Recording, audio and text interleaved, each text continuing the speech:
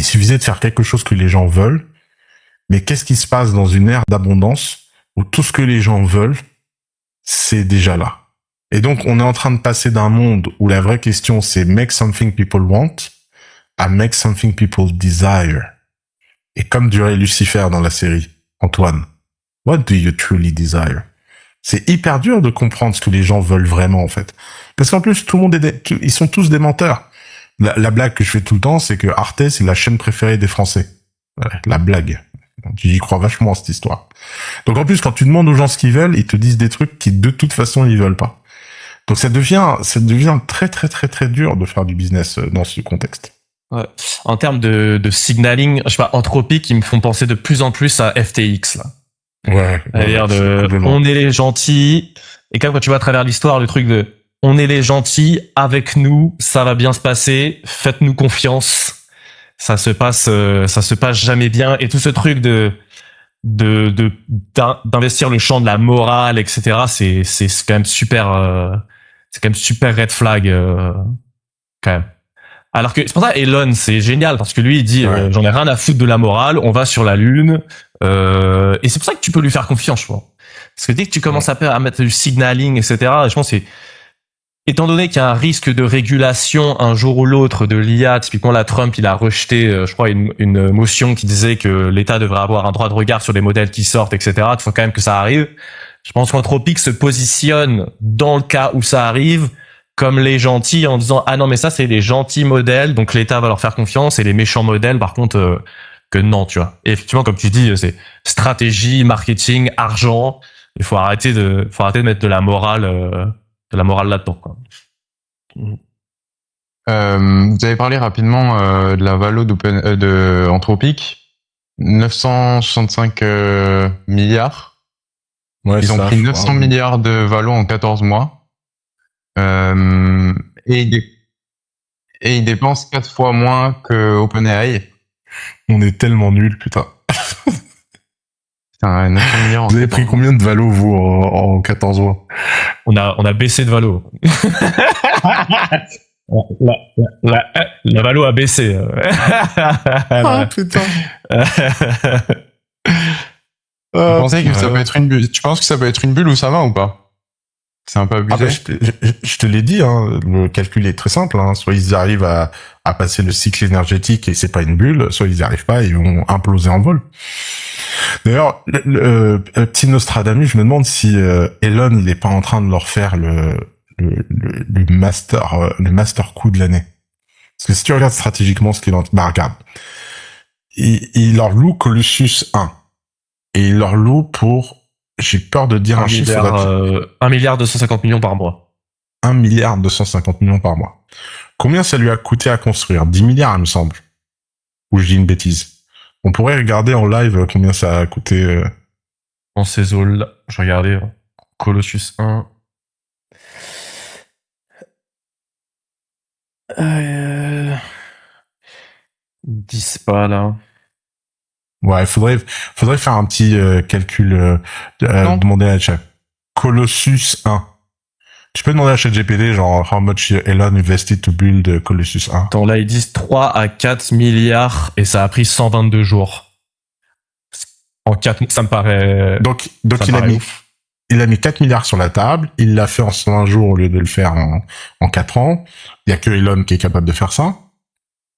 Il se retrouve à vendre, allez, disons, j'ai aucune, je fais un raisonnement comme ça, j'ai pas de data précise, mais disons qu'il fait 30% de net margin. Donc il se fait 400 millions par mois. Sur les 400 millions par mois, c'est-à-dire que en un an, il a remboursé son investissement et il est net profitable à partir d'un an. Et aujourd'hui, il est en train d'utiliser cet argent pour construire la structure de fabrication dans les étoiles des data centers qui vont tous avoir besoin. Donc, il se tape un mur où il se dit les mecs sont en train de vendre super bien, ils ont un super produit, etc. Comment stratégiquement je peux faire un cheval de Troie de marge? Eh ben, il est en train de faire un cheval de Troie de marge dans la capacité que personne n'est capable de produire.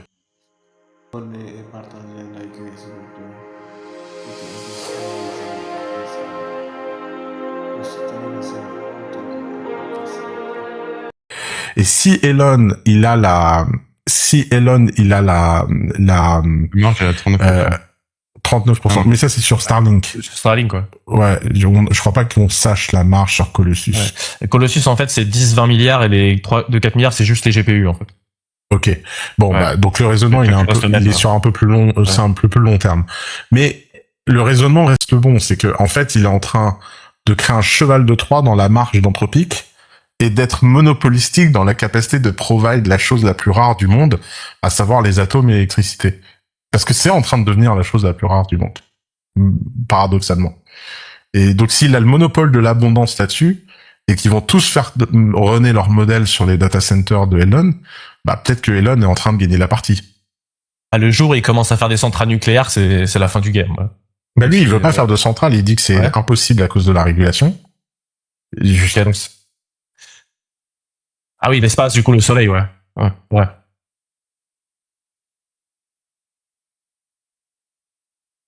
Software guys are going to have a hard wake up when they realize it was a hardware problem. Et c'est vrai que s'il arrive avec Terafab à construire des semi-conducteurs aux États-Unis, les envoyer dans l'espace et avoir le monopole de la puissance de calcul, bah je pense qu'il est en bien meilleure position pour gagner à la fin que les mecs qui ont investi dans Anthropic. Hein. Ça rejoint ce qu'on disait un peu avant sur la maîtrise de toute la chaîne de valeur et qu'est-ce qui se passe derrière, tu vois. Alors lui, c'est le seul mec qui est profond en disant, non mais ok, derrière le modèle, il y a les data centers, derrière les data centers, il y a l'énergie. Et j'ai l'impression que c'est quand même un pattern de les gens qui maîtrisent toute la chaîne de valeur de A à Z et qui ont l'intégration verticale qui termine par gagner. Mais oui, par contre, c'est des problèmes d'ingénierie qui sont massifs, quoi. Mais lui, il arrive. Le fameux first principle thinking. Ouais. Il a mis son focus sur la base et la source. Exactement. L'énergie, c'est un peu le hardware du hardware, quoi. C'est le truc qui va tout run, et si t'as le contrôle de l'énergie, peu importe si t'es en retard momentanément sur l'IA, au final, c'est toi qui, à long terme, aura le monopole.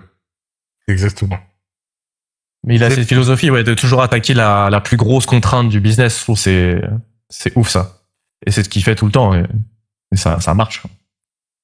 Vous avez confiance en lui, plus confiance en lui que en Altman ou le CEO d'Anthropic? 1000 fois, clairement. C'est lui qui run notre civilisation.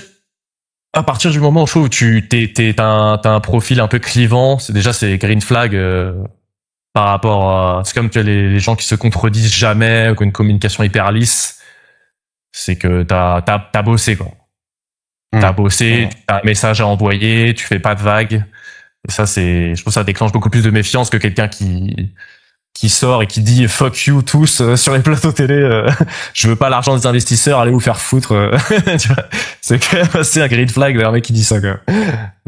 Je sais pas pourquoi moi aussi j'ai enfin je suis pas aveugle, je vois bien les défauts immenses qu'il a, hein, mais je trouve que on peut pas avoir des qualités immenses si on n'a pas des défauts immenses. Je sais pas ce que les gens imaginent. Les gens imaginent que les gens qui développent de telles qualités puissent être des gens normaux, équilibrés et sains. Non. On peut pas avoir autant d'argent, autant de pouvoir et passer 90 heures à travailler par semaine, si on n'a pas quelque chose de détraqué dans la tête, et le fait qu'il nous donne ce cadeau à tous, malgré son leverage, malgré son pouvoir, bah, franchement, moi, je lui en suis extrêmement reconnaissant, en fait. J'ai vraiment je sais, en fait, ce que c'est de travailler comme ça, et je sais ce que c'est de... Enfin, moi, j'aurais l'argent de Elon, je pense pas que... Enfin, d'abord, j'aurais jamais l'argent d'Elon, parce que je me serais arrêté en chemin au moins 10 fois sur une île privée. Et puis, c'est vraiment... Enfin, je sais pas d'où il tire sa motivation, en fait. Il se tape quand même les pires cons du monde, la régulation, l'État, les guerres. C'est quand même un entrepreneur, c'est le premier entrepreneur civilisationnel à ma connaissance de l'histoire. Et donc, il est en train de redéfinir la civilisation, il joue à ce jeu-là, il joue seul à ce jeu-là. Il doit être tellement seul. Des fois, je me demande, ça ressemble à quoi, tu vois, avec qui il peut parler, en fait? Bah, avec Brivel. C'est vrai. qui d'ailleurs sera avec nous la semaine prochaine, parce que là il a pas été viré de l'épisode avant que les rumeurs commencent en commentaire. Il est simplement en Californie en train de faire un pèlerinage. Qui documente sur Twitter. D'ailleurs, je me demande comment il passe autant de temps sur Twitter en ayant une boîte. C'est comme Elon Musk. Ça, c'est un truc qui m'impressionne. J'ai l'impression qu'au plus t'es intelligent, au plus tu peux publier de trucs sur Twitter, tout en ayant une boîte qui cartonne. De toute façon, le boulot numéro 1 d'Elon Musk en tant que fondateur de ces boîtes, c'est d'assurer un flux permanent d'argent dans des boîtes qui ne sont pas profitables. Je veux dire, il va nous valoriser 2 milliards 2000 milliards de dollars, une boîte qui perd 6 milliards par an. Et donc, la seule façon de faire ça. Combien? Ils perdent 4,3 milliards par trimestre et ils seront valorisés 1750 milliards. Voilà, d'accord. Donc c'est encore pire. Donc il perd 12 milliards par an et il nous non par trimestre, 16 milliards par an il perd et il va être valorisé ce prix-là. Pour pouvoir faire cette performance-là, il faut que l'investissement vienne du retail. C'est pas un fonds d'investissement qui fait un DCF qui va être valorisé comme ça. La seule personne qui peut être valorisée comme ça, c'est les gens c'est monsieur, madame, tout le monde qui se motive à venir chercher le rêve. Et pour entretenir le rêve, il faut parler sur Twitter. Le boulot numéro 1 d'un Elon, c'est que... Combien il a de gens qui le follow? 70 millions? 220 millions, je crois. 220 millions, je suis n'importe quoi, je suis à côté de la plaque, moi. Donc le boulot numéro 1, c'est de parler à ces 220 millions de personnes et les tenir engaged pour qu'ils aient envie d'acheter des actions. Et c'est le plus gros impact structurel sur l'ensemble de sa boîte, de ses moyens, de sa truc. Donc quand j'entends des mecs qui m'expliquent qu'en fait, le travail qu'il fait sur Twitter, c'est pas du travail, qu'il a une boîte à faire tourner, ils ont juste pas compris ce que c'était de faire tourner une boîte pour Elon. Donc il doit passer 20 heures par semaine ou 30 heures par semaine sur Twitter. Il fait des semaines de 100 heures, ça laisse 70 heures pour le reste, quoi. Ouais. 240 millions. 240 millions de followers. Un peu à plus d'importance qu'avant, tu vois. C'est ça le tweet. SpaceX is actively hiring world-class engineer physicists, even if you have zero prior experience in AI. Smart Human, personnellement, toutes les candidatures qui passent le premier filtre, j'y prends pas une seconde. Moi, je suis sûr que c'est vrai. Je pense qu'il peut chauffer. Je suis sûr qu'il chauffe. Je pense que tu te rends pas compte à quel point c'est essentiel. Après, il doit les lire en 20 secondes. Et de toute façon, le premier filtre, il doit être massif. Hein. Mais non, je suis sûr que... Je suis sûr. D'ailleurs, c'est pour ça que c'est tellement...